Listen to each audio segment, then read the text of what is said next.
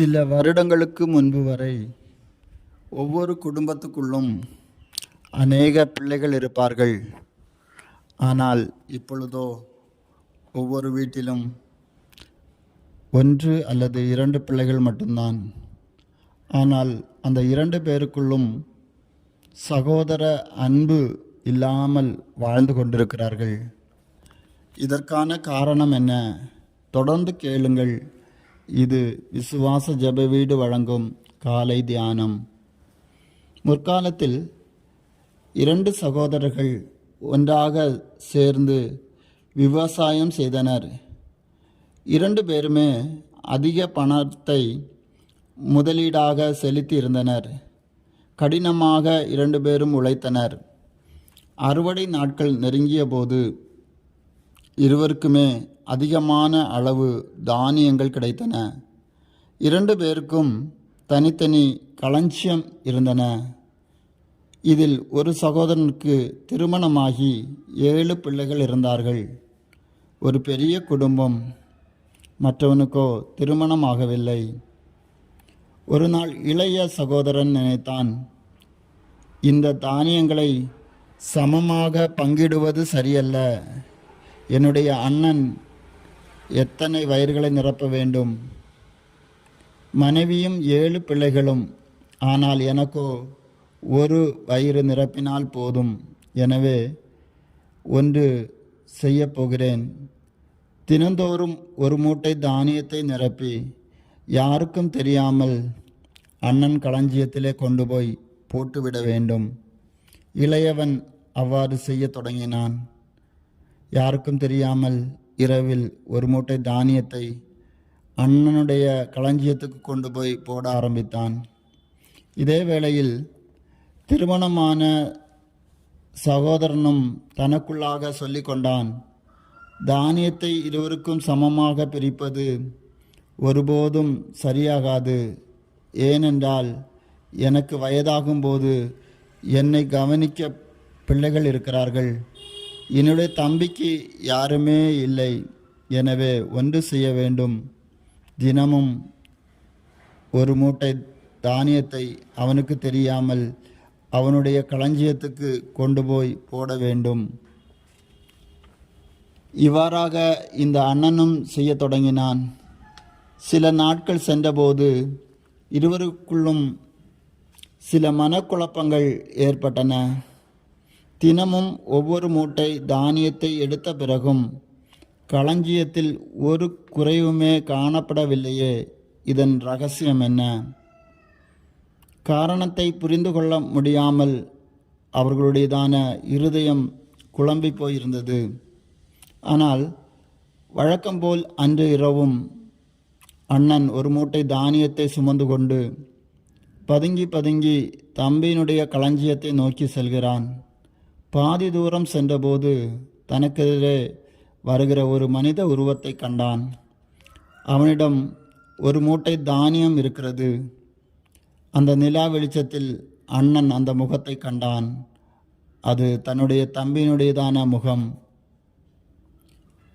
இருவருடையதான மூட்டைகளையும் இறக்கி வைத்தனர். இருவரும் ஒருவரொருவர் அன்பினால் கட்டி கொண்டார்கள். இருவருடைய கண்களிலிருந்தும் ஆனந்த கண்ணீர் புறப்பட்டது. இப்போது அவர்களுக்கு புரிந்தது, தன்னுடைய களஞ்சியத்திலே ஏன் தானியம் குறையவில்லை என்று. ஆம் பிரியமான தேவப்பிள்ளையே, இதே போன்ற ஒரு அன்பு நம்முடைய குடும்பங்களுக்குள்ளாக காணப்படுகிறதா? வேதம் சொல்லப்படுகிறது. 1 யோவான் 4வது அதிகாரம் 20வது வசனம் சொல்லப்படுகிறது, தேவனிடத்தில் அன்பு கூறுகிறேன் என்று ஒருவன் சொல்லியும் தன் சகோதரனை பகைத்தால் அவன் பொய்யன்.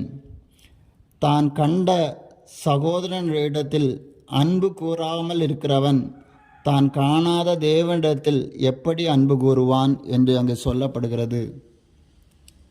இன்றைக்கு ஒன்று நாம் சிந்தித்து பார்ப்போம். நாம் பார்க்கிற நம்முடைய சகோதரர் இடத்தில் நமக்கு அன்பு செலுத்த முடிகிறதா? நாம் நம்முடையதான சகோதரிடத்தில் அன்பாத்தான் இருக்கிறோமா? ஒன்று நாம் சிந்தித்து பார்ப்போம். வேதத்தில் சொல்லப்படுகிறது, தன் சகோதரனிடத்தில் அன்பு கூறுகிறவன் ஒளியிலே நிலை கொண்டிருக்கிறான், அவனிடத்தில் இடறல் ஒன்றுமில்லை என்று அங்கு சொல்லப்படுகிறது. இன்றைக்கு அநேகர் தன்னுடையதான சகோதரனை நேசிக்க முடியாமல் அநேக பணங்களை செலவழித்து பெரிய பெரிய புண்ணிய ஸ்தலங்களுக்கு கடவுளை தேடி போகிறார்கள். கடவுள் தன்னை நேசிப்பார் என்று சொல்லி பணங்களை, அநேக பொருட்களை, அநேக பலிகளை எல்லாம் செலுத்துகிறார்கள்.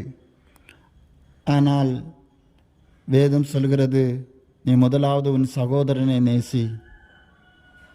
இன்றைக்கு அநேக குடும்பத்துக்குள்ளாக இப்படிப்பட்டதான சகோதர அன்பு இல்லாதபடி அநேகர் வாழ்ந்து கொண்டிருக்கிறார்கள்.